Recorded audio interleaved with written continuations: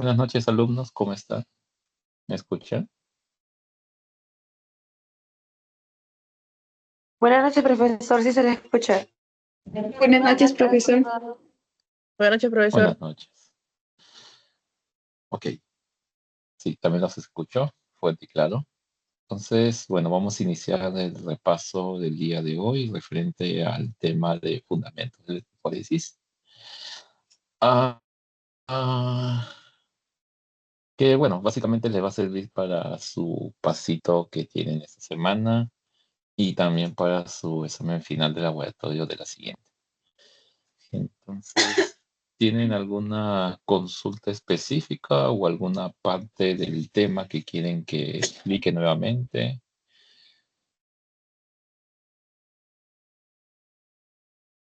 Algo que no les haya quedado claro para ir puntualmente a ese asunto. ¿Cómo le fue con su informe de ADN? Muy mal, profesor. El pasito lo es todo. Uy, el pasito, ¿qué cosa? Bueno, entonces, ¿cuándo es su pasito? Imagino que mañana, viernes o sábado, Mañana. ¿no? El día viernes en la tarde. Ok. Entonces, para muchos ese pasito significa mucho.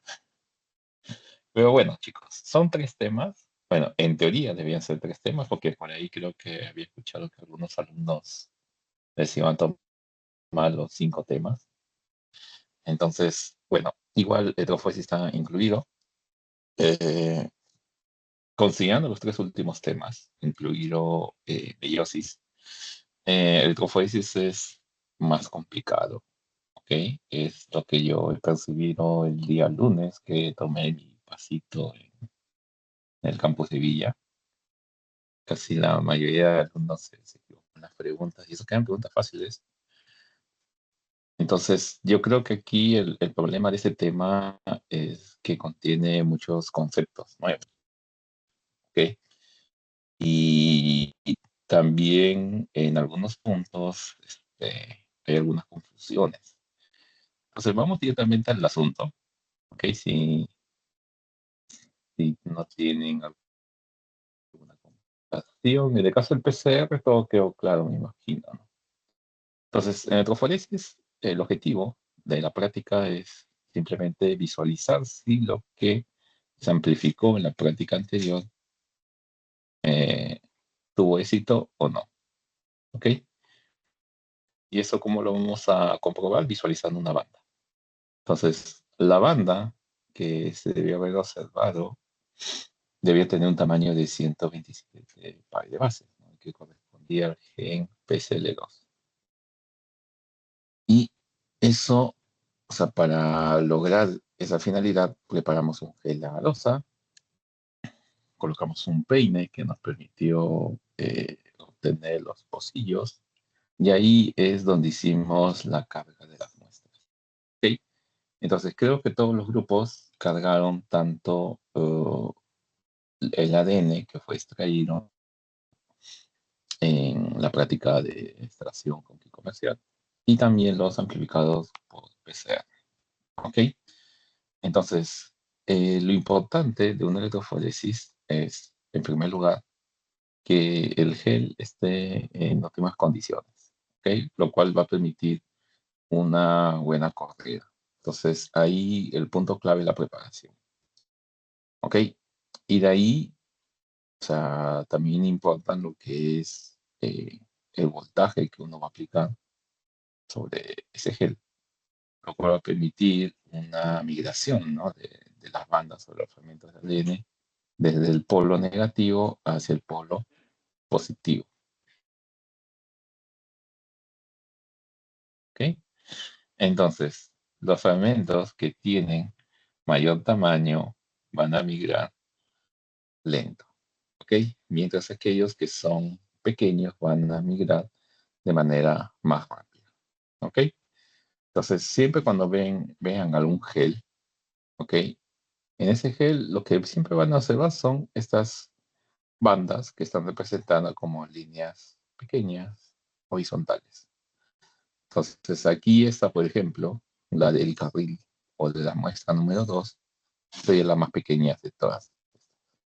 La mayor sería esta de aquí. ¿Ok? Entonces aquí lo importante también, y creo que también es lo que tienen que considerar, pensando que su examen final de teoría es de aquí a 2 semanas, y es muy probable que les pongan un gel de electroforesis y les pongan un tipo de caso práctico, ¿no? Por ejemplo, una prueba de paternidad, una prueba, por ejemplo, tipo un caso forense, ¿ok? Entonces, es muy importante que ustedes sepan interpretar este tipo de ejercicios. Cosa que en el informe, por ejemplo, en el informe del ADN, muchos grupos no han hecho eso. O sea, simplemente dijeron, amplificó, no amplificó, o vimos una banda en el ADN total y nada más. Pero, o sea, no hubo un análisis correcto de las banditas que ustedes obtuvieron. ¿Ok? Entonces, vamos desde el comienzo. Ustedes amplificaron. Amplicón y producto PCR serían lo mismo, son sinónimos. Uno dicen amplicón, amplificados, producto PCR, que serían básicamente las regiones que hemos generado millones de copias utilizando los iniciadores, ¿no? La PCR. En este caso, nosotros hemos amplificado. Ok, entonces, nunca saben que cuando hablamos de amplificación, o sea, no estamos hablando de que estamos agrandando el tamaño, sino estamos generando miles de copias de una región específica del ARN. ¿Ok? O sea, no se equivoquen de término. O sea, claro, amplificación en el contexto de la PCR. Entonces, aquí nosotros estamos generando millones de copias, dependiendo de qué cosa, del número de ciclos que uno esté utilizando. Ahora, ¿qué sucede? En el caso que nosotros hemos amplificado en la práctica es de una región específica del BCL2, que tiene un tamaño de 127 bases.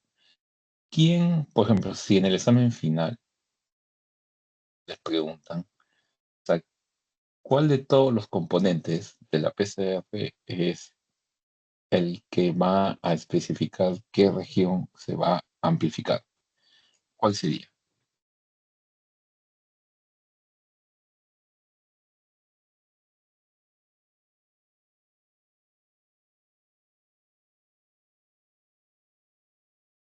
Exacto, como dice Nicole, los primers. Los primers van a ser los responsables de indicar a la polimerasa qué región es la que va a tener que amplificar.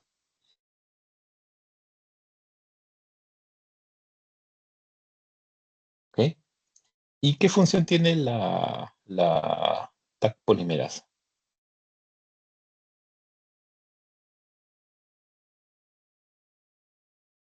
De elongar el primer. Exacto, de lograr el primer, o sea, básicamente de generar las copias. ¿Ok? Entonces, eso, claro, en el caso del pasito no les va a venir la PCR supuestamente, pero tienen que tener presente la función de cada uno de los componentes. ¿Ok? Entonces, por ejemplo, si nosotros queremos estudiar en otro gen que no es el BCL2, por ejemplo, el citocromo B, que algunos grupos han colocado en su informe, no sé por qué, ahí los primers que se utilizan son otros. ¿Ok? Entonces, si utilizamos otros primers, la, la secuencia va a ser diferente. ¿Ok? Y si la secuencia es diferente, entonces la temperatura de anilín también va a ser diferente. O la temperatura de hibridación, ¿no? El punto es que aquí estamos generando millones de copias de esta región, del BCL2. ¿Ok? Y esas copias generadas es lo que nosotros vamos a cargar aquí en cada uno de esos pocillos. El punto es que, por ejemplo, en realidad, ¿cuántas regiones se están amplificando el BCL2? ¿Una o dos? Por ejemplo, en el ADN de un alumno. 2. 2. Exacto. ¿Por qué? Porque el BCL2, si recuerdan, está en el cromosoma 18. ¿Y cuántos cromosomas 18 tenemos? 2. 2. Entonces estamos amplificando el BCL2 tanto del cromosoma 18 paterno y del 18, cromosoma 18 materno. ¿Ok? Entonces, ¿qué sucede? Si ambas regiones que están delimitando los primers, el BCL2, tienen el mismo tamaño, entonces eso que conlleva que todos los fragmentos que se están generando en la PCR, que provienen de esas dos cromosomas, van a tener el mismo tamaño. Y eso cuando lo cortamos en un gel de electroforesis lo vamos a ver como un único tamaño. ¿Correcto? Ahora, ¿qué sucede? Imaginemos el caso de que la muestra de este alumno X tiene un tamaño esperado de 127 pares de bases en uno de sus cromosomas y en el otro cromosoma tiene 100. Verificamos eso, o TCA, ¿de qué va a suceder? En nuestro tubito que hemos amplificado va a haber una mezcla de fragmentos, ¿correcto? Tanto de 100 y 127. Si eso lo cargamos en un gel de electroforesis, ¿cuántas bandas vamos a ver? ¿Una o dos?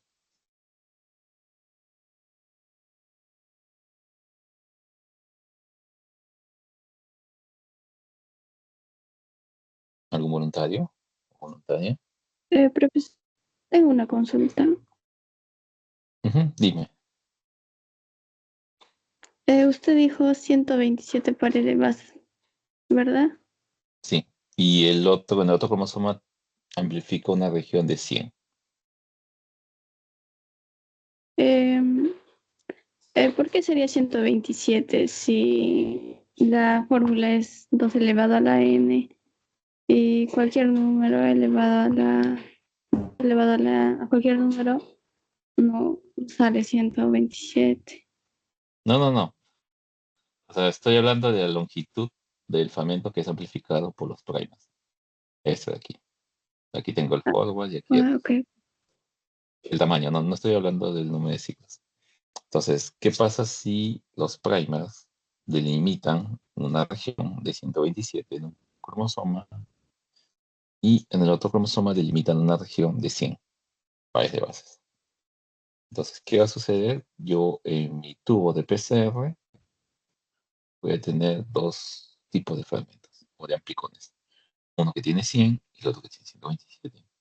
Si yo eso lo cargo en un gel de electroforesis, ¿cuántas bandas debería haber? ¿Uno o dos? Esa es la pregunta.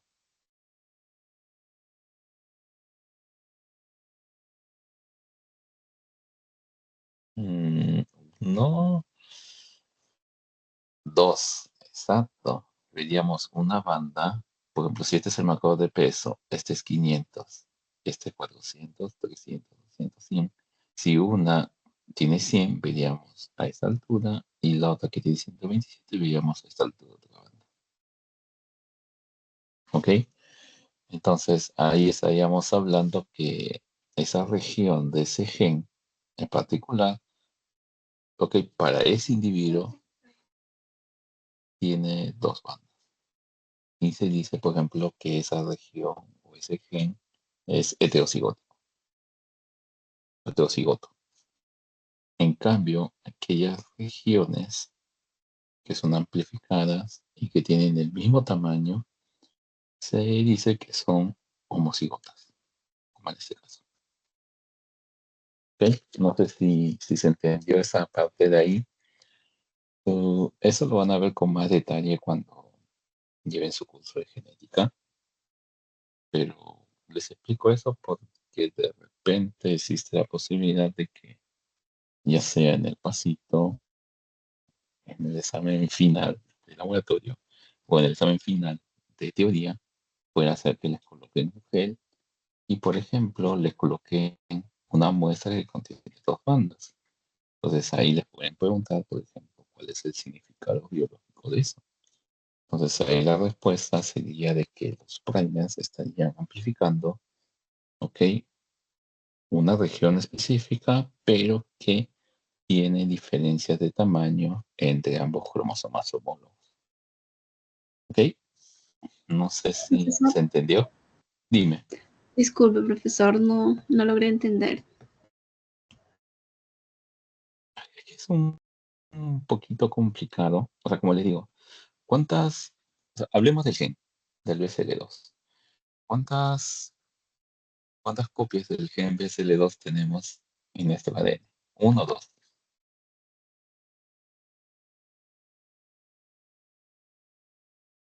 ¿Dos?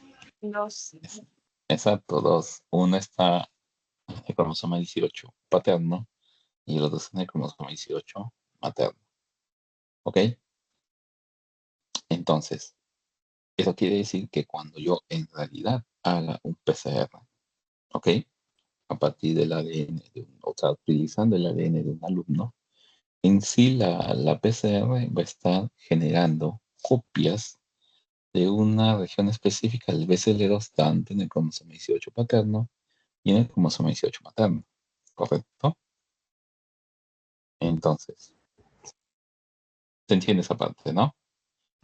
Sí, profesor.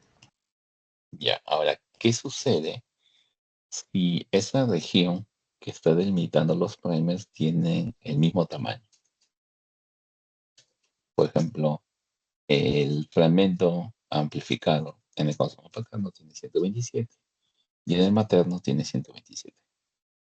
¿Eso qué quiere decir? Que todos los fragmentos que se están generando en mi tubo Eppendorf, donde coloqué todos los ingredientes de la PCR, me están generando fragmentos de ¿cuánto?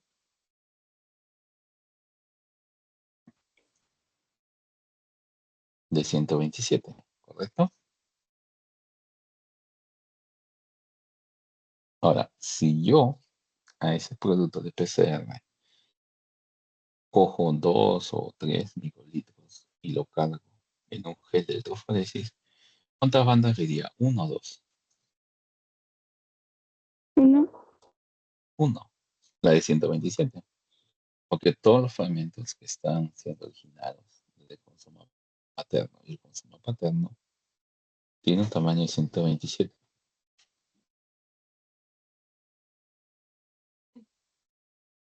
¿Ok? ¿Se entiende eso? Sí, Ahora, profesor. Ya. Ahora, ¿qué sucede? Por ahí existe un alumno, ¿ok? Que en un cromosoma va a tener el, o sea, la región delimitada por los primers va a generar un producto de amplificación de 127 y en el otro cromosoma va a generar un producto de amplificación de 100. ¿Ok? ¿Qué va a suceder? Que en mi tubito de PCR voy a tener una mezcla de dos tipos de fragmentos. ¿Ok? Fragmentos que tienen un tamaño de 127 y fragmentos que tienen un tamaño de 100. ¿Correcto? ¿Hasta, hasta ahí me siguen? Sí, profesor. Ya. Ahora, si yo eso tomo 2 microlitros de ese producto de amplificación, lo cargo en un gel de electroforesis y hago electroforesis, ¿cuántas bandas voy a observar? ¿Una o dos? dos bandas. Exacto. Una que Dos. corresponde a la de 100 y otra que corresponde a la 127. Entonces, cuando yo observo ese tipo de fenómeno, en el que en una muestra de ADN de un individuo, en ese caso, un ser humano, me genera dos bandas, utilizando esos productos, o sea, utilizando ese par de primes que son específicos. Entonces yo ahí digo que esa condición donde aparecen dos bandas es la condición heterocigota. ¿Ok? Como este de aquí, que hay dos banditas. Ahora, si el individuo o la persona a partir del cual su ADN me permite obtener solamente una banda utilizando un par de primers específicos, ahí yo digo que no es heterocigoto, sino que es homocigoto. ¿Ok? Homo de igual y hetero de diferente. Entonces, de esa manera uno puede más o menos tener una inferencia biológica del significado de las bandas. Ahora me van a preguntar, ¿eso de qué me sirve? Entonces vamos a adelantar aquí. A ver. A ver, déjeme ver. Aquí. Ya, aquí.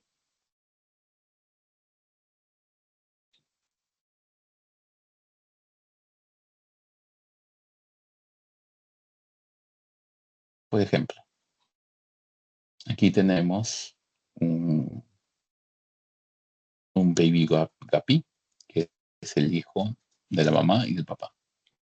¿Ok? Entonces, ¿qué sucede? Que en el caso de los análisis de paternidad, ¿ok? ¿Qué sucede?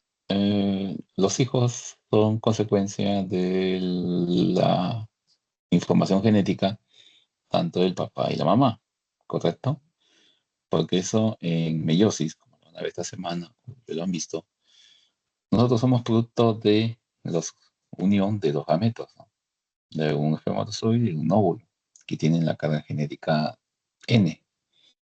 Entonces, eso quiere decir que la mitad de la información genética que nosotros tenemos es de papá y la mitad de la otra información genética es de mamá. Entonces, por ejemplo, en este caso, el papá, ¿cuántas bandas tiene? 4 bandas. ¿Ok? En ese caso, por ejemplo, si con este par de primers, esta especie de pez tiene 4 bandas, es porque tiene 4 cromosomas. ¿Ok? Sería tetraploide, diferente a nosotros que somos diploides. Entonces tiene estos 4 fragmentos. Entonces cada uno de estos fragmentos tiene un diferente tamaño porque en cada uno de esos cromosomas, donde amplificado esos primers, tiene un tamaño diferente. ¿Qué sucede con la mamá?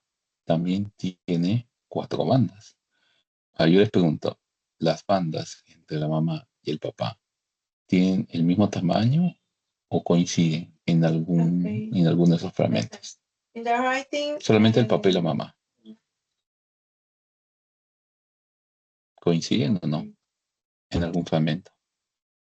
Diferentes tamaños. Diferentes tamaños. Exacto, tienen diferentes tamaños, no tienen ningún tamaño en común. ¿Ok? Entonces, ahora, si tiene 4 fragmentos, eso quiere decir que tiene 4 cromosomas. ¿Ok? Entonces, 2 de esos cromosomas, tanto de la mamá y 2 cromosomas del papá, han heredado a su hijo. ¿Ok? Entonces, ¿eso cómo lo interpretamos en neutróforesis? Que las bandas para ese par primer que tiene el hijito, 2 de quién debería venir, de la mamá. De la mamá. Exacto. Y 2 deberían venir de quién, del papá. ¿Y eso sucede o no?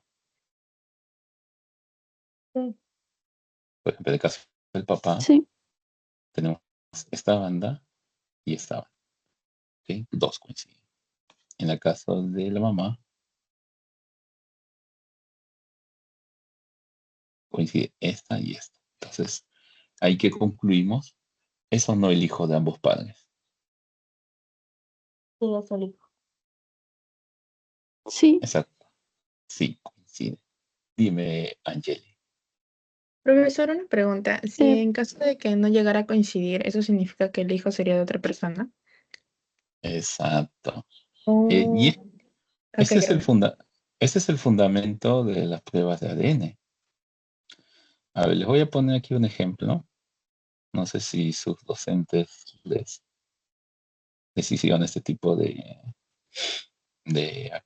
aclaración de los geles, porque, o sea, es muy probable que les puedan tomar eso más adelante, ¿no? Porque es muy importante que ustedes sepan. Ya. Teacher, I have a question. A ver. días. Do you Lienzo en say that blanco. we have for writing? Ok, aquí voy a hacer mi gel. In what days?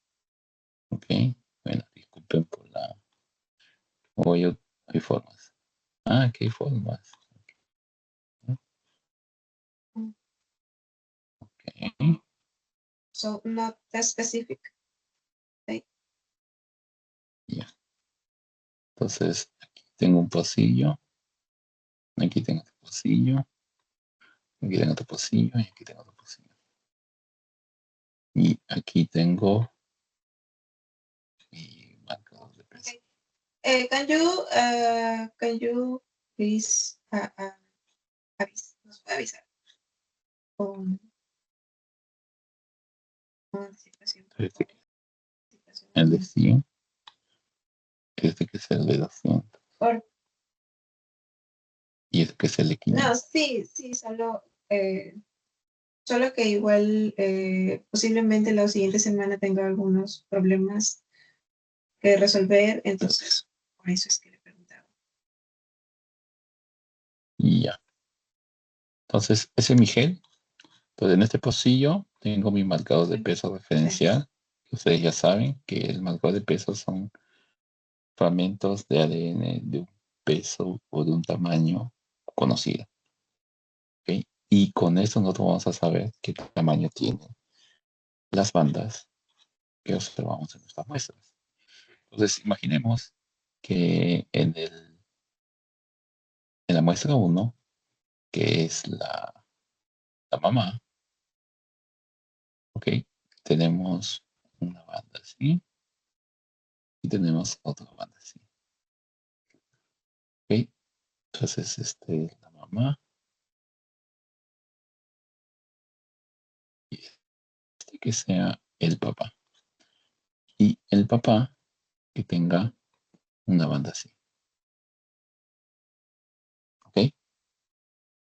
Entonces, ¿cómo interpretan estas dos bandas de aquí? De acuerdo a la explicación que les di. Que son heterocigotos.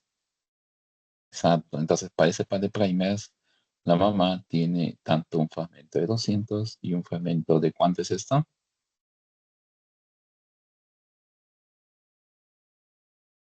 ¿Qué tamaño tiene este fragmento? 400.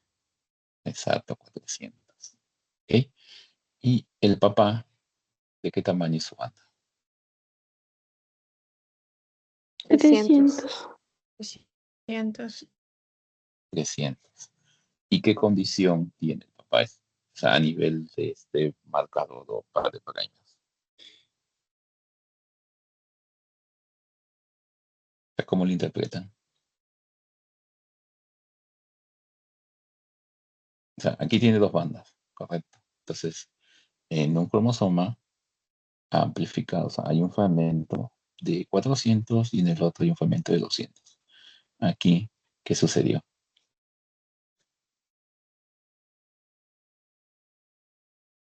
Que tomaron diferentes pares de base. No, aquí es el mismo, en el caso del papá. Homocigoto sería. En el papá sería Exacto, homocigoto. exacto. El papá No, en la mamá. es homocigoto. En la mamá es heterocigoto. O sea, tiene un fragmento de 400 y un fragmento de 200. En el caso del papá, Ya. tiene un fragmento de 300 en ambos cromosomas. ¿Ok? Entonces, ahora aquí tenemos al hijo. ¿Ok? El hijo. En el caso de la mamá, uy, se me fue. En el caso de la mamá,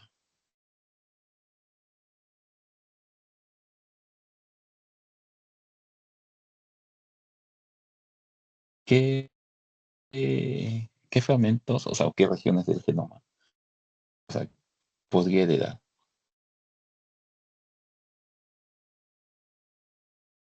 ¿Esta o esta? ¿Correcto? Entonces, supongamos que el hijo tenga esta de aquí.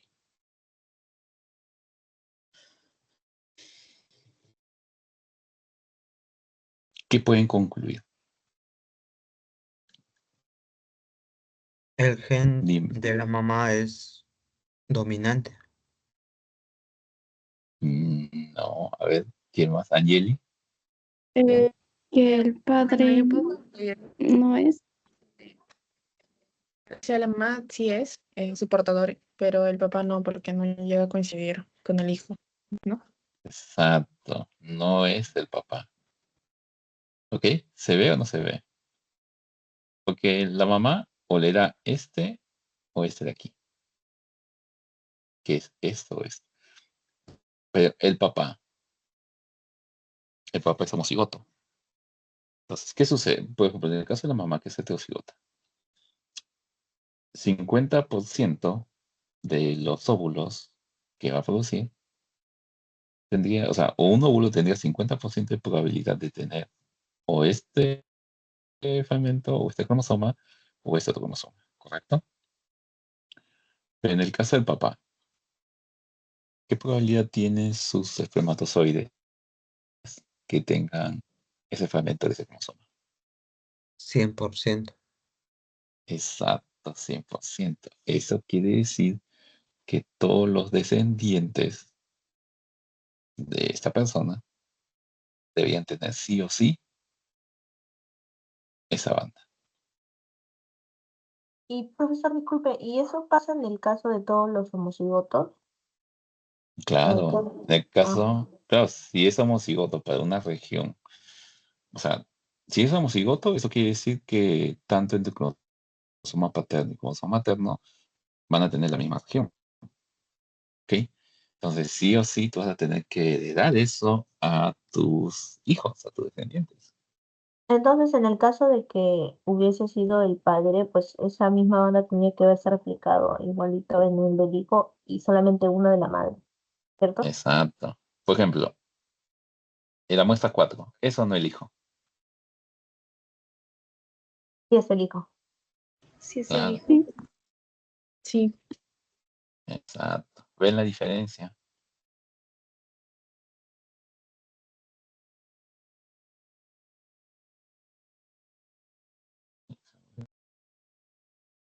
¿Ok?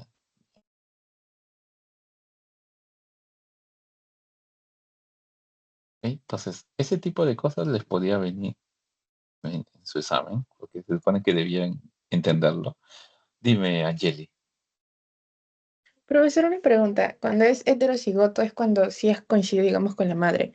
Y cuando es homocigoto es cuando no coincide, ¿no? En este caso el papá. No, no, no.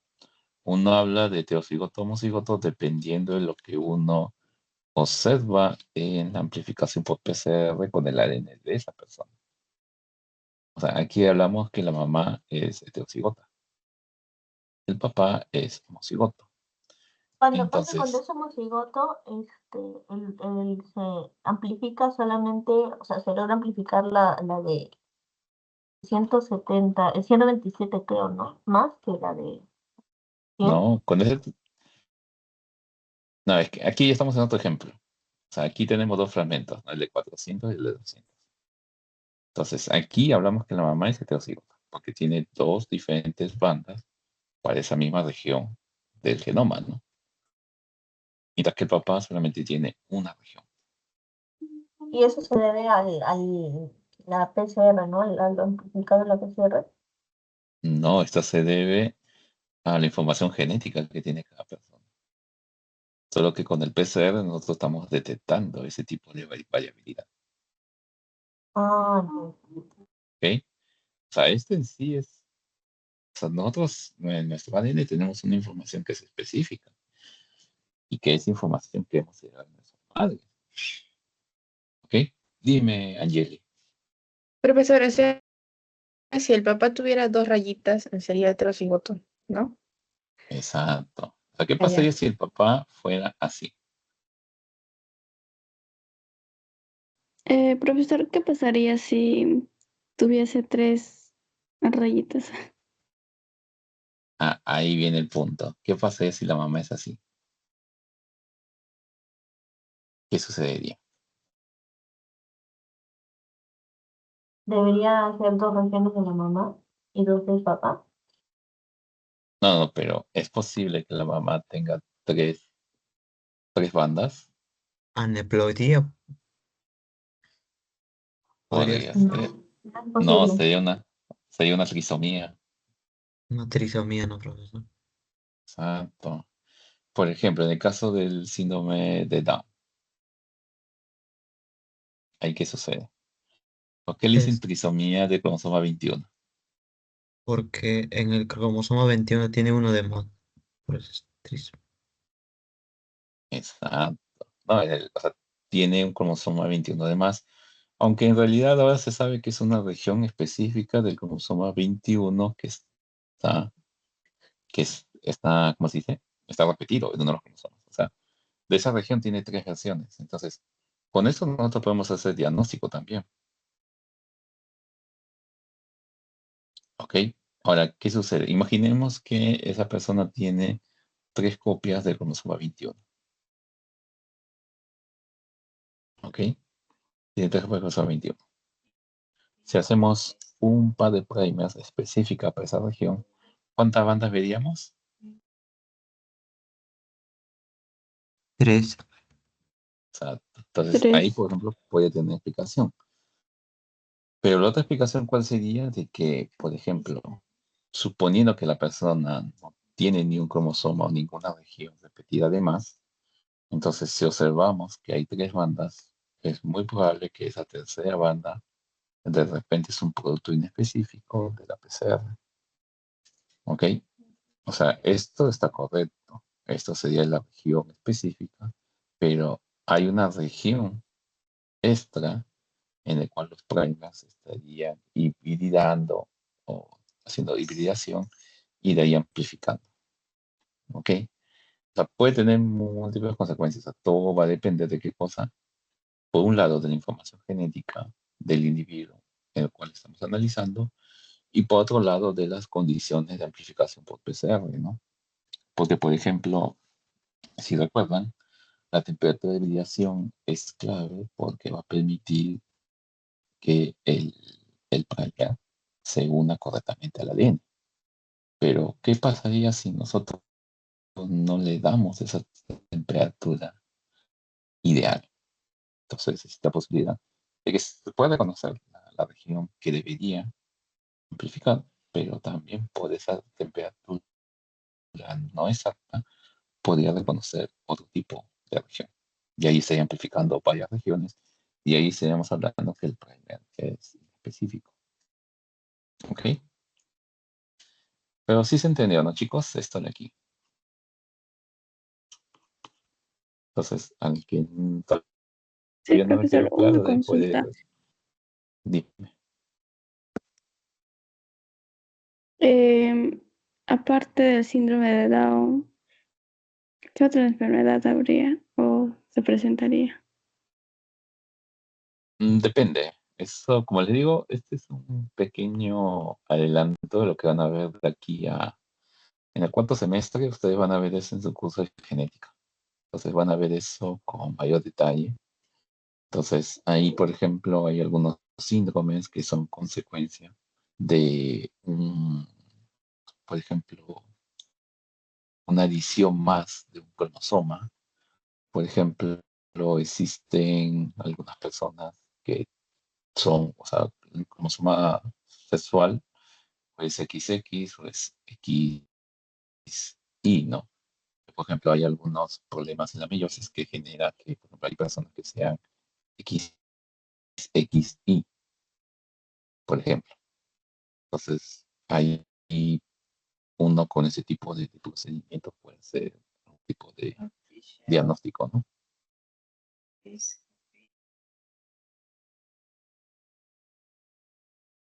a ver, voy a abrir el PT.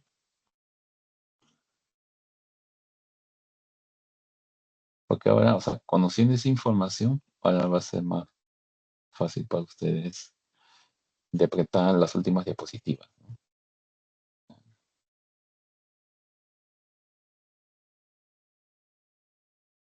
Por ejemplo, esta de aquí. Entonces, imaginen que en una escena de crimen encontraron a un joven que ha sido asesinado, ¿ok? Y, por ejemplo, en sus uñas encuentran,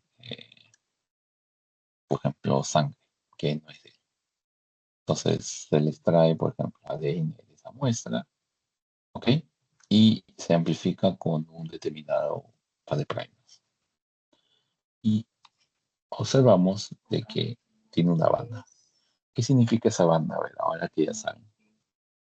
¿Qué tamaño tiene esa banda? Comenzando por ahí. 200 pares de vasos. Cientos pares de Exacto. gas ¿Y qué es? ¿Homocigoto o heterocigoto? Homocigoto. como Como cigote. cigoto. Exacto. Entonces, saben que la persona, o sea, si hay sangre, las uñas del fallecido, entonces es muy probable que esa persona haya sido el sospechoso, ¿no? El asesino.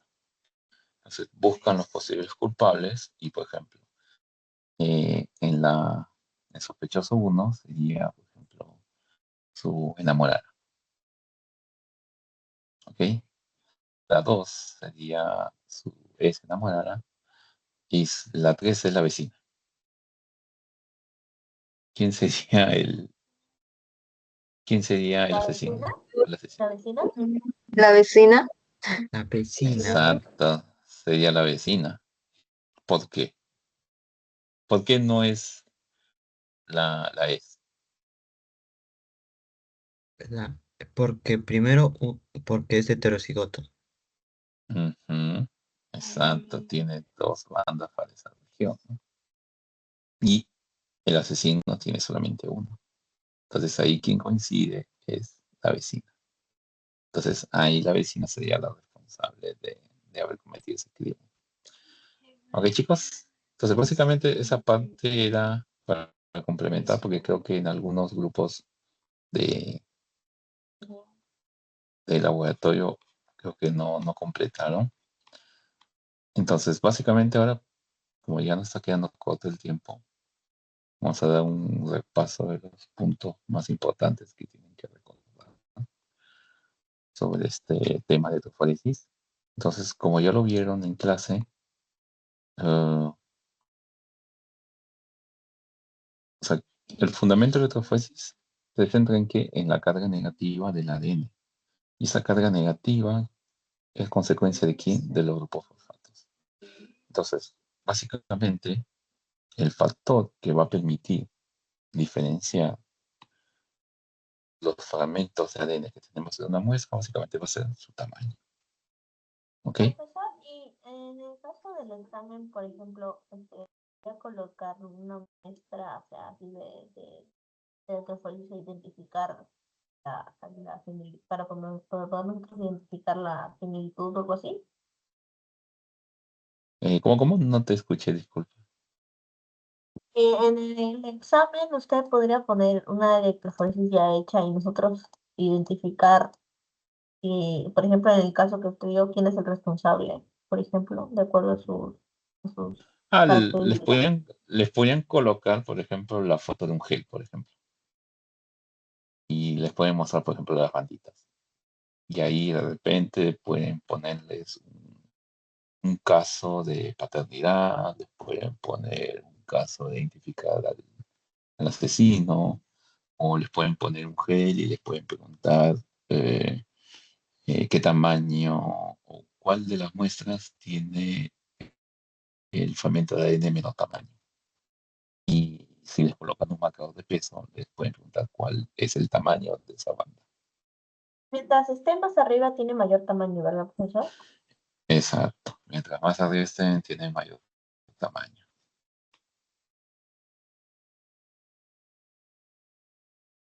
profesor, una consulta. Sí, dime. Al pasar los marcadores de peso, una muestra, eso sería que el ADN, o bueno, el proceso de electroforesis ya estaría contaminado, ¿verdad? Mm, que se pase el marcador, o sea, contaminación de pocillo. O sea que, por ejemplo, en el PPT que está mostrando, creo que había 5.000 pares de bases y no sé si se logra pasar eso, ella estaría como contaminado, una muestra contaminada, o se hizo un proceso erróneo. De tres ¿En mil es que cuál? pase de 3.000, ajá. No, no, no. O sea, estas bandas no indican si hay contaminación o no. O sea, todo va a depender de lo que ustedes están cargando. Entonces, por ejemplo, en esta de aquí y lo que han debido observar en los resultados de la práctica de, de electroforesis es, en el caso del ADN total, debe aparecer una banda de, de un tamaño bien grande que no ha migrado casi nada. Y eso es porque es el ADN total. ¿Ok? Entonces, los fragmentos, mientras más pequeños sean, más rápido van a migrar. Los fragmentos más grandes van a demorar, porque el fundamento de eso es que una vez que nosotros cargamos las muestras en el pocillo, el ADN va a comenzar a atravesar el gel. Pero el gel está compuesto de ¿qué cosa? De porosidades. Entonces, mientras más pequeño es la banda, va a atravesar más rápidamente. Si es grande, va a demorarse en atravesar y pues va a migrar lento. Dime, Angeli, Profesor, una pregunta, ¿de qué están constituidas las bandas? son fragmentos de ADN. O sea, las bandas que estamos viendo son fragmentos de ADN de un tamaño determinado que están atravesando el gel de agarose. Ok, dime, Luz, Francisco. Profesor, los fragmentos de ADN, como vemos, hay 4 muestras, ¿verdad? Y la primera muestra tiene lo que es los 300, pero la muestra de menor tamaño pasa por los 3.000 hasta llegar a los 100 más o menos. Tiene que pasar por ahí para que llegue hasta abajo, ¿verdad? Como no te entendí, ¿podrías repetirme, por favor? Los fragmentos de ADN, por Ujú, ejemplo, el fragmento 1 ujú, tiene 3.000 pares de bases y el ujú, fragmento 2 tiene más o menos 100 pares de bases. Entonces el ujú. fragmento 2 tuvo que pasar por los 3.000 pares de bases hasta llegar a los 100 pares de bases, ¿verdad? No, no, no, no es que tiene que atravesar, o sea, uno carga todas las muestras al mismo tiempo y de ahí conecta la fuente de poder y comienza el electroforesis. Entonces, los más rapiditos van a migrar más rápido. O sea, mejor dicho, los más pequeños van a migrar más rápido. ¿Ok? O sea, todos van a migrar al mismo tiempo. O sea, tanto el marcador de peso, este de aquí, este de aquí, este de aquí, este de aquí. Entonces, en el mismo tiempo de corrida, ese aquí, que es el más chiquito, ha corrido esa distancia. En el mismo tiempo que ese chiquito corrió esa distancia, este de aquí solamente corrió eso de ahí porque es muy grande. Igual en el caso del marcador de peso molecular, todos esos fragmentos están corriendo, migrando, atravesando el gel en ese tiempo, solamente que aquí hay una colección de fragmentos diferentes que ya se sabe que este es de 100, este es de 200, 300, bueno, 500. ¿Ok? Dime, Luz. Claro, profesor, las muestras están en la parte positiva y migran hacia la parte negativa. Entonces, el No, no, no, fragmento no, 2, no, no, no. Están en la parte negativa y sí, migran perdón, hacia la parte positiva. sí. Entonces el fragmento 2 no pasa por 3.000 pares de bases, sino de frente va a 100 pares de bases. O como no entiendo. No, no es que pase o no, sino va en el, por ejemplo, imaginemos que dejemos corriendo 10 minutos de electroforesis. En esos 10 minutos, este de aquí, desde aquí, atravesó todo eso, los 10 minutos. Esta muestra, en esos 10 minutos, solamente corrió eso aquí. ¿Ok? Ah, sí, ya entendí, profesor. Muchas Ya. gracias. Y este de aquí, en los 10 minutos, o sea, este fragmento porque hay varios fragmentos aquí, porque es el marcador de peso. Ese fragmento en los 10 minutos corrió todo eso ahí. En los 10 minutos, este otro fragmento corrió hasta aquí. Este otro corrió esta distancia. ¿Ok? Entonces, la distancia que van O a sea, recorrer, el, sí, dime. o sea, el que está en 100 pares de bases corrió menos que el que está en más de 3000 pares de bases, ¿no? No, el que está aquí corrió mucho más. O sea, la distancia que corrió fue mucho mayor Ah, ok, porque entonces pequeño. al revés, o sea, mientras más abajo esté, corrió más. Exacto, Ah, porque es más pequeño. ¿Ok? Listo. ¿Quedó claro, chicos? Así. Sí, profesor. Dime. Sí, Luz. Sí, ok. Abeja. Ok. Entonces quedó claro, ¿no? Que los fragmentos que están más abajo o que han recorrido la mayor cantidad de distancia son los más pequeños. Ok. ¿Y eso por qué es? Porque básicamente, o sea, todos los fragmentos que hemos cargado en los pocillos van a ser atraídos hacia el ánodo, que es el polo positivo. ¿Y qué sucede? Que nosotros cuando cargamos nuestra muestra de ADN en el pocillo, los fragmentos de ADN van a migrar y van a atravesar, porque van a ir en esta dirección, ¿no? Así van a ir. Pero aquí también van a ir en esa dirección. Solo que la galosa tiene poros. Entonces, los fragmentos que son más chiquitos van a atravesar más rápidamente esos poros, por eso que van a migrar esa distancia. ¿Ok? Pero aquellos fragmentos que son grandes van a migrar solo esa distancia pequeña. ¿Ok? Entonces, esa es consecuencia a la porosidad que existe en los geles de galosa. Entonces, esto es lo que yo les digo. O sea, cargan sus muestras al mismo tiempo y ahí ustedes conectan a la fuente de poder y ahí va a comenzar lo que es la migración. Dime, Angeli. Profesor, no entendí muy bien lo que es ánodo y No, o sea, son los términos. Ánodo se le dice lo que es el polo positivo y cátodo el polo negativo. Porque este gel va a estar dentro de una cámara electrofórica que va a estar conectada a una fuente de poder. Esa fuente de poder le va a dar un voltaje que va a ser transmitido a la cámara a través de los electrodos y va a generar un campo eléctrico.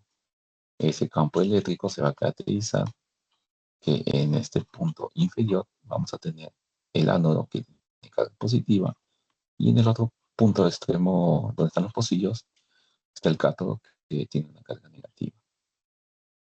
Dime, Mireia.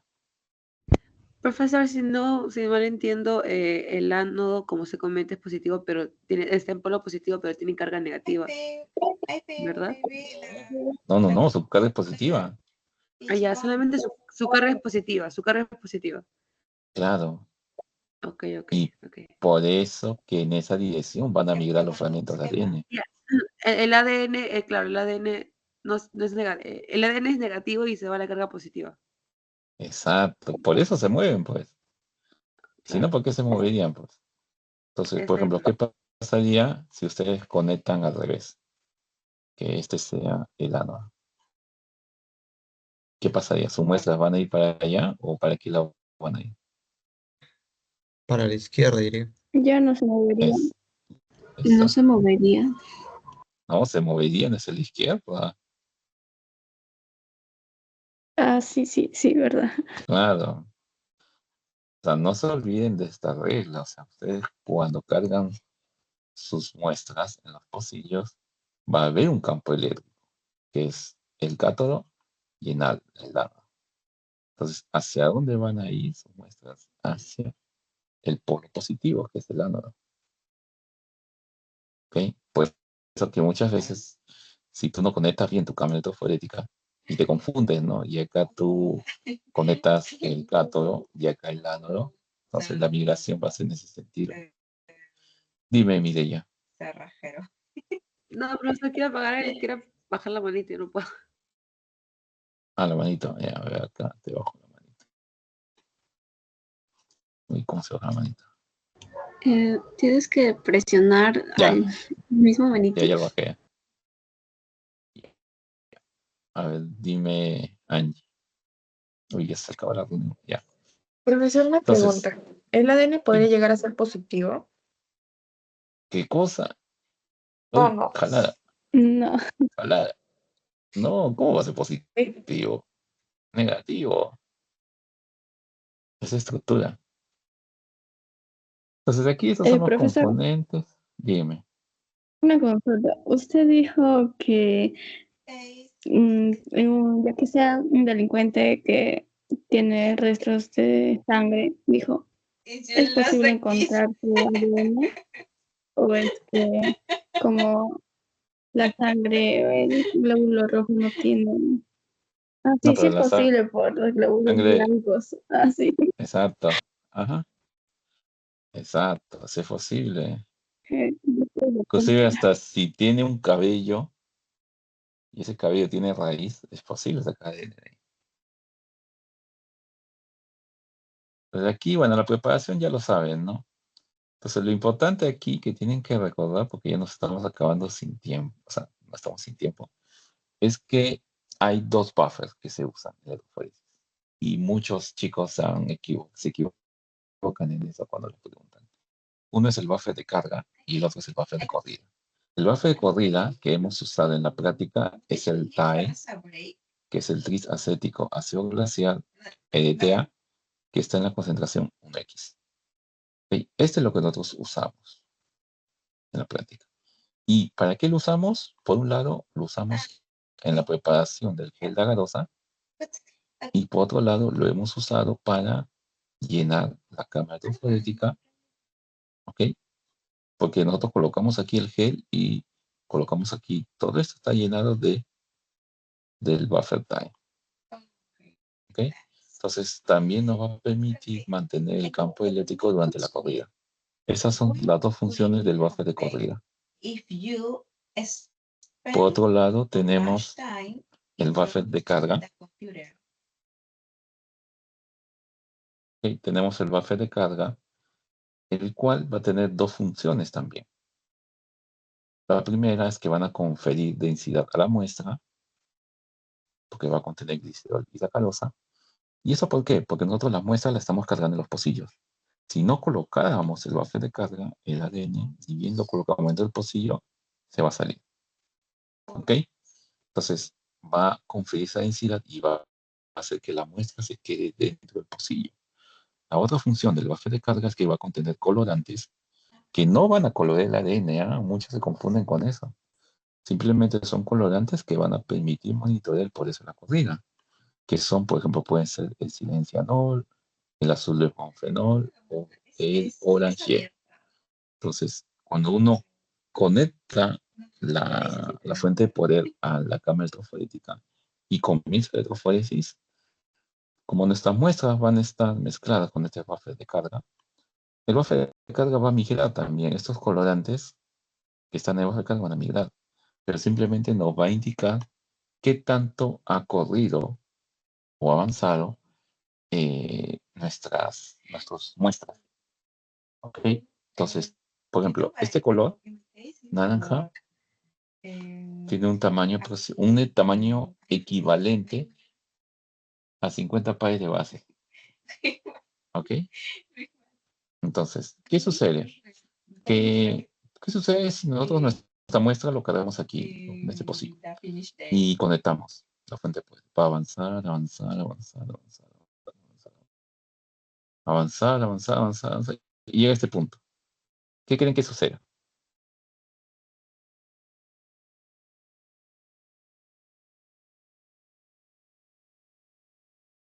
¿Qué sucede con mi muestra?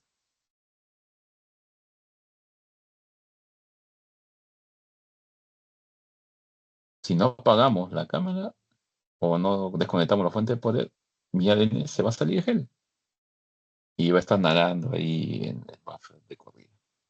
Entonces nosotros tenemos que parar la corrida fonética antes de que nuestra banda se se salga, o nuestro fragmento de ADN se salga del gen. Más o menos, o sea, tampoco va a migrar tanto, ¿no? O sea, tenemos que migrar un tiempo considerable en el cual el marcador de peso que hemos colocado nos permita identificar correctamente el tamaño de nuestro fragmento. Entonces, para eso sirven estos colores que nos va a permitir cuánto ha corrido y más o menos a qué altura podría estar nuestra banda y cortar la corriente forética y de ahí hacer la visualización. Dime, Luz. Profesor, pero eso depende de cuántos voltios lo pusiste y los minutos, ¿verdad? Exacto, por eso que uno es que generalmente la regla es que lo dejes a 75 por una hora, pero a veces, o sea, depende del tiempo que uno tenga. Quiere salir temprano, puede colocarle 100, 120 y ahí va a ir mucho más rápido, ¿no? Entonces, es como cuando ustedes cocinan arroz, por ejemplo, en su casa. Entonces, si ustedes el arroz lo dejan, ¿qué va a suceder en la cocina? Con el fuego ahí bien bajo. Va a llegar un punto en el que se va a quemar. Entonces, igual aquí, ¿no? Si ustedes no controlan el tiempo y el voltaje, su fragmento de ADN que quieren evaluar se va a salir. ¿Ok? Dime, Adriana. Profesor, en el caso del buffer de carga que se usó, es el azul de bromofenol, ¿verdad? Y es el azul de Bonfim. No, el que ustedes usaron es el silencianol. ¿Ok? Ese de aquí. Silencio, Ese de aquí. ok. Silencianol. Y el marcador de peso que ustedes usaron tenía el silencianol y azul de bromofenol. Ah, ok. Entonces el silencio sin el cenol es el buffer de carga. Claro, estos son los colorantes que están en el buffer de carga. O sea, en sí el buffer de carga no tiene un nombre específico. Es diferente en el caso del buffer de corrida, ¿no? Que es el TAE. Pero en el caso del buffer de carga no tiene un nombre en sí. O sea, es un buffer de carga que contiene silencianol y azul de bromofenol, por ejemplo. Ok, o sea, dependiendo, porque hay varios tipos de colorantes. Como vienen acá, hay varios tipos de colorantes que uno puede usar en el buffer de carga. Todo va a depender de cuál es el fragmento que yo quiero más o menos tantear a qué altura ha avanzado y en qué momento corto, ¿no? Mi corriente forética. Dime, Luz. Profesor, disculpe, en la práctica nos dijeron que usamos el azul de bromofenol, pero no sabía sobre el silene, ese que mencionó. No, en la práctica fue el silencianol, que recuerde, ¿ah? Entonces no Y usamos el azul no se usó, pero en el marcador de peso. ya, y el otro. El silencianol fue el que tenía, bueno, aunque depende, ¿no? Depende de cuál han usado y en qué serie, ¿no? Pero que yo recuerde, en ambas series, o sea, para la muestra de ADN y productos de PCR se usó el silencianol. Y el marcador de peso tiene silencianol y azul de bromofenol. Que yo recuerdo. Disculpe, entonces en el pasito, ¿cómo nos preguntarían más o menos para diferenciar esos dos? No creo que le pregunten el nombre de los colorantes, ¿ah? Difícil, ¿ah? O sea, lo que le pueden preguntar es la función más que nada. Mm, Ok, yo creo que más, no creo, no sé, tal vez algún docente haga eso, no lo sé, pero es difícil, ¿no? Pero como le digo, yo que recuerde, las muestras de ADN tienen silencianol y los marcadores de peso molecular que usaron tienen silencianol y azul de bromofenol. ok, profesor, muchas gracias. Ok, entonces de ahí, bueno, vienen los marcadores de peso molecular. ¿Qué son los marcadores de peso molecular? Ya saben, ¿no? Es un conjunto de fragmentos de un tamaño conocido y que nos va a permitir, por simplemente extrapolación, saber cuál es el tamaño del fragmento de nuestras muestras. Entonces, son de diferentes tamaños, ¿no? O sea, todo depende, por ejemplo, cuál es el fragmento que yo quiero evaluar, porque se supone que todos los fragmentos que ustedes obtienen o generan por PCR tienen un tamaño esperado, ¿no? Por ejemplo, en el caso del BCL2, ¿cuál es el tamaño? 127. Entonces, de acuerdo al tamaño que ustedes esperan tener de su producto de PCR, ustedes escogen cuál es el marcador de peso o ladder, ¿ok? Pueden usar. ¿Por qué le dicen ladder? Porque ladder es de escalera en inglés, ¿no? Si ven estos fragmentos, parecen una escalerita. Entonces, por ejemplo, aquí tenemos tres tipos diferentes, ¿no? Tenemos el de 50 pares de bases, el de 100 pares de bases y el de 1000 pares de bases. Por ejemplo, en el caso del BCL2, ¿cuál de estos tres ustedes usarían? ¿El de 50, el de 100 o el de 1000 pares de bases? Si su objetivo es determinar el tamaño, ¿no?, del BCL2, del fragmento que han amplificado. El de 50. Exacto, el de 50 sería el indicado, ¿no? ¿Por qué? Porque tiene 127. Inclusive, el de aquí, el de 100 también podría ser válido, porque estaría aquí, ¿no?, a esta altura. Solo que aquí es más específico porque tienes una banda de 100 y otra de 150. Entonces, es más preciso para identificar el tamaño. Aquí más o menos hay un cálculo, ¿no? Pero este no serviría, ¿o no? No No, nos serviría. porque a partir de 500 pares de bases. Exacto. Entonces, ahí no va a tener ni idea. Pero, por ejemplo, si mi fragmento tuviera 5000 pares de bases, ¿cuál me convendría? El tercero. El de 500. Es exacto, el tercero. Porque ese tiene una banda de 5000, estas no tienen.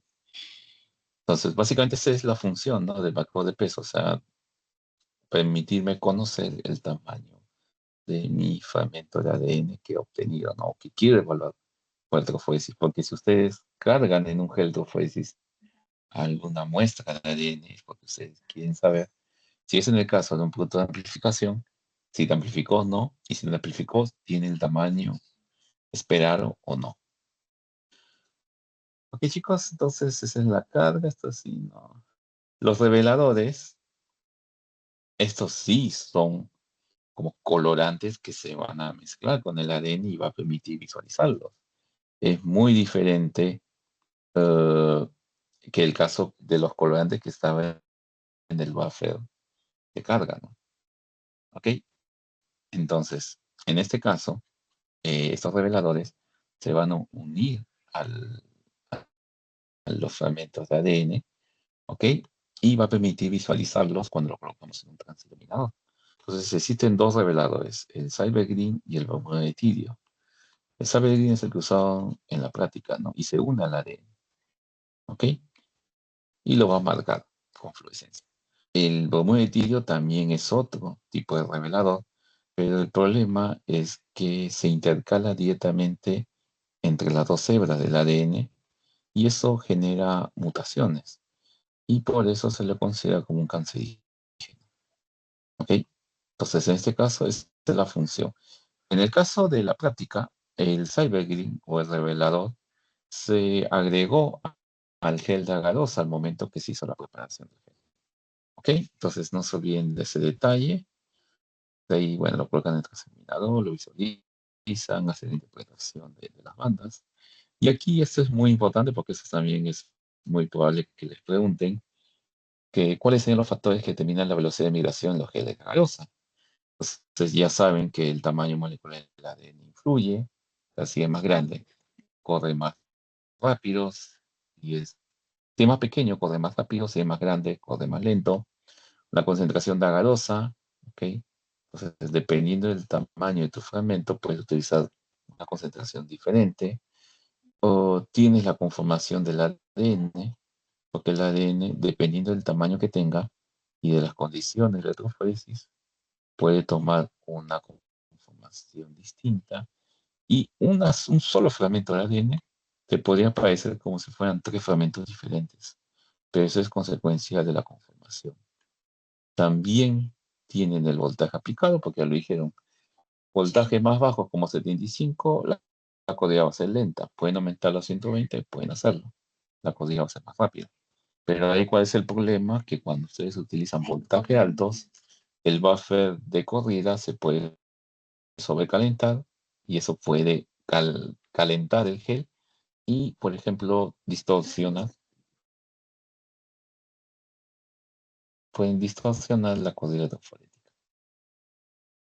También el electroforesis, que ya saben que es el TAE o el TB, ¿ok? Y la presencia de colorantes intercalantes como el cybergreen o el bromuro de etilo. Dime, Angeli. Profesor, disculpe.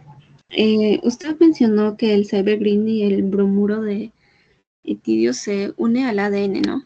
¿Eso es correcto? Exacto. Sí. Ya. Y los demás colorantes no. No, los otros colorantes del buffer de carga no se unen. Ya, solo esos al dos ADN. se unen al ADN. Exacto. Los otros colorantes del buffer de carga simplemente son colorantes que van a migrar a lo largo del gel y te permite monitorear cómo está yendo tu corriente. Ok, profesor, y otra consulta. La primera explicación que dijo que es el padre o no es el padre, ¿así vendrá el pasito? Es que Sí, yo puede ser que algunos docentes les puedan preguntar eso. No, pero usted preguntará en el pasito así. Ah, no sé. No sea curioso. O es probable que sí pregunte. Es probable. Sí. No, muchas gracias, profesor. Igual estudien, porque si no, no les viene el pasito, les puede venir el parcial, en el final. O en su examen final de teoría. Así que vayan practicando desde ahora. Gracias, profesor. Ya, dime, Elizabeth. Una consulta. En el sitio de laboratorio va a venir esos problemas donde tenemos que calcular la cantidad de agarosa que se tendría que pesar, o sabe green que se tenía que adicionar. Puede ser, o sea, depende del docente. O sea, todo lo que se les ha explicado, o sea, si su docente les explicó eso, es muy probable que les pueda preguntar. Ok. Dime, aquí quién es, Márquez, Palomino. Ok, uy, chicos, ya nos pasamos la hora. Ya, vamos a acelerar ya. Y lo último que tienen que saber de este tema es saber las diferencias entre un gel de agarosa y un gel de poliacrilamida. El de agarosa, o sea, va a servir principalmente para visualizar fragmentos de mayor tamaño, la mayor de 500 pares de bases, mientras que el de quilamida para fragmentos de ADN más pequeños, de 500 pares de bases. El de agarosa tiene menor poder de resolución, o sea, por ejemplo, si tiene dos bandas y entre ellas hay una diferencia de dos pares de bases. O sea, una tiene 127 y la otra 129. La llegarán a diferenciar como dos bandas en un gel de agarosa, muy difícil. Entonces, por eso tiene poco poder de resolución. Las que en aquí la mira, dependiendo del porcentaje que le coloquen, pueden diferenciar fragmentos que tengan una diferencia de un par de bases. Por eso que su poder de solución es muy grande. Los de agarosa corren en posición horizontal, como vieron en la práctica. Los de aquilamida en posición vertical. Ahí, en el caso de la tinción, o usar los reveladores, en el caso del gel de agarosa, se puede colocar tanto al momento que preparemos el gel, como después terminar la corrida. Hay esas dos opciones. En el caso de poliacrilamida, la tinción se realiza después de terminar la corrida. Y en el caso de los geles de agarosa son más fáciles de preparar, mientras que en los casos de los geles de poliacrilamida son más difíciles de preparar y manipular, y además porque la acrilamida es un compuesto tóxico, a diferencia de la agarosa que no lo es. Ok, listo. A ver, dime la última pregunta, Angeli. Sí, profesor. ¿Usted más o menos qué clase de preguntas podría poner en el pasito? No, no puedo decirles porque mañana y el viernes tengo todo el día grupos. Entonces, que sufran Las como los del fijas para el lunes. final, Mentira. profesor. Uy, las fijas. Mm, Sí, por favor, puede ser profe. un gel. Para el No final, para el sé, final. la otra semana les cuento la fija. No, profesor. La otra semana.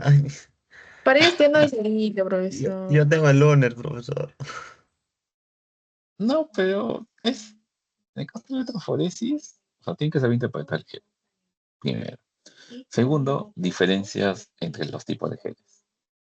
Tercero, estos son los factores que determinan la velocidad de migración que le da.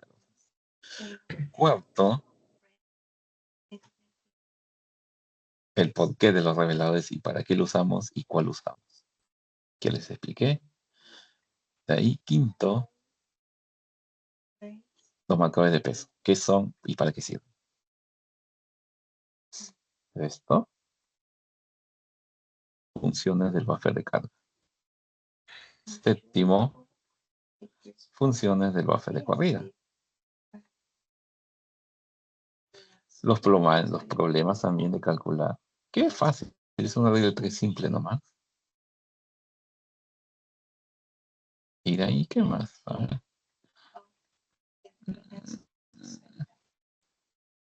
De ahí nada más, ¿no? Porque de ahí ya está más fundamento.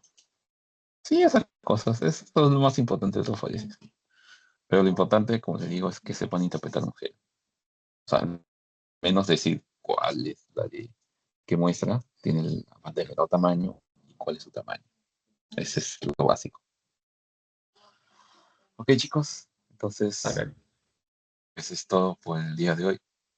Les deseo mucha suerte para su pasito. Ok, al menos saquen 7 puntos en la punta de electroforesis. Ok, mitosis y meiosis está sencillo, jóvenes. Ok, Para o sea, para el mitosis. Les voy a dar ya. Mitosis, tienen que saber las características de cada fase, inclusive de la interfase. Tienen que saber el nombre científico, la muestra que se ha usado, que ya lo hicieron por su informe. Y no se olviden que todo nombre científico tiene que subrayarse. ¿Ok? Se subraya. Y el primer nombre es en mayúscula y el segundo va en minúscula. De ahí tienen que saber la tinción que han usado. Y tienen que recordar cuál es el aumento total que han usado. ¿Ok? Ese es mitosis. Meiosis. Meiosis tienen que saber qué eventos ocurren en las diferentes subfases de la profase 1. ¿Ok? ¿Y cuál es la importancia de la meiosis en el contexto biológico? Que ya saben, ¿no? Deben haber estudiado su guía.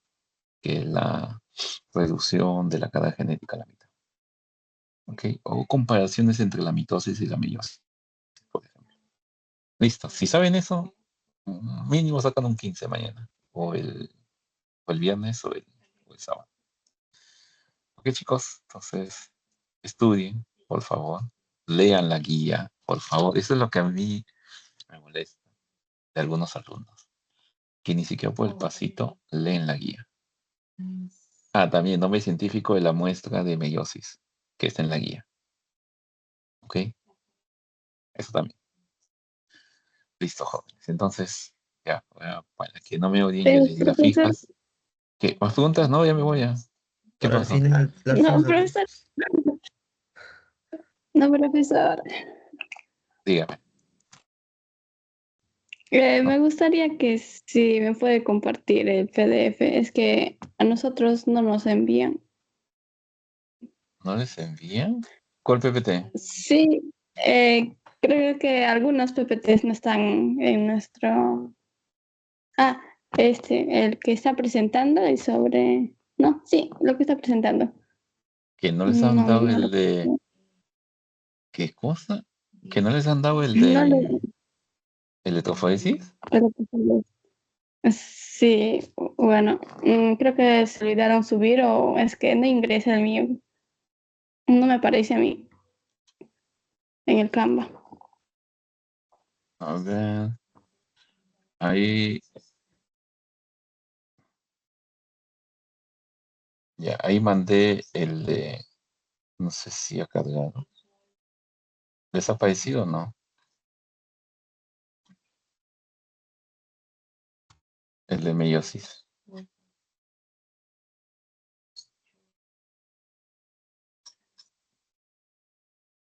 ¿Desaparece o no?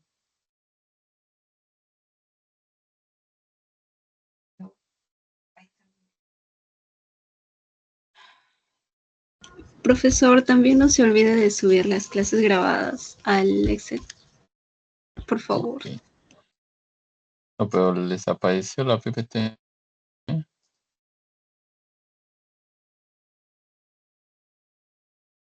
¿No? A ver, estoy cargando. A ver. ¿Nada? Voy a hablar un ratito más. Voy a partir-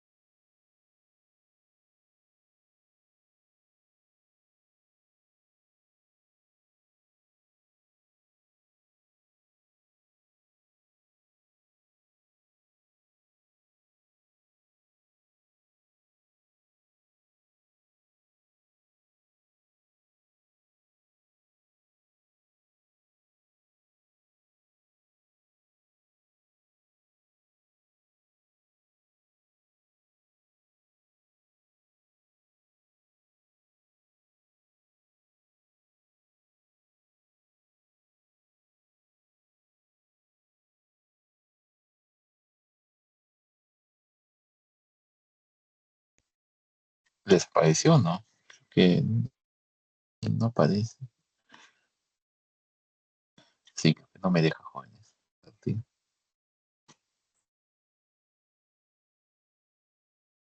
No, no me deja.